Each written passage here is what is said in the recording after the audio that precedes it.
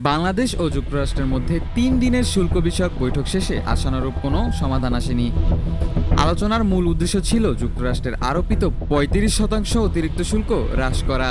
তবে বৈঠকের পরেও স্পষ্ট কোনো সিদ্ধান্ত মেলেনি। সরকারি সূত্র জানিয়েছে জুলাই মাস জুড়ে আলোচনা চলবে। তবে যুক্তরাষ্ট্রের দাবি ও বাংলাদেশের বাস্তবতা মিলিয়ে সমাধানে পৌঁছানোটা কঠিন হয়ে পড়ছে। ফলে অনিশ্চয়তায় পড়েছেন বাংলাদেশের রপ্তানিকারীরা। এপ্রিলে যুক্তরাষ্ট্র ৩৭% শুল্ক নির্ধারণ করলেও তা পরে কমিয়ে ৩৫% করা হয়। এর সঙ্গে বিদ্যমান ১৫% শুল্ক যোগ হয়ে আগস্ট থেকে ৫০% কার্যকর হতে যাচ্ছে। বিজিএমইএ ও বাইং হাউস নেতারা জানিয়েছেন এই শুল্ক কার্যকর হলে রপ্তানিতে বড় ধরনের ধস নামতে পারে। ইতিমধ্যে অনেক ক্রেতা প্রতিষ্ঠান অর্ডার স্থগিত করেছেন। অর্থনীতিবিদ জাহিদ হোসেন মনে করেন বাংলাদেশের প্রস্তুতি ও আলোচনার কৌশল ছিল দুর্বল, যা পরিস্থিতিকে আরও জটিল করে তুলেছে।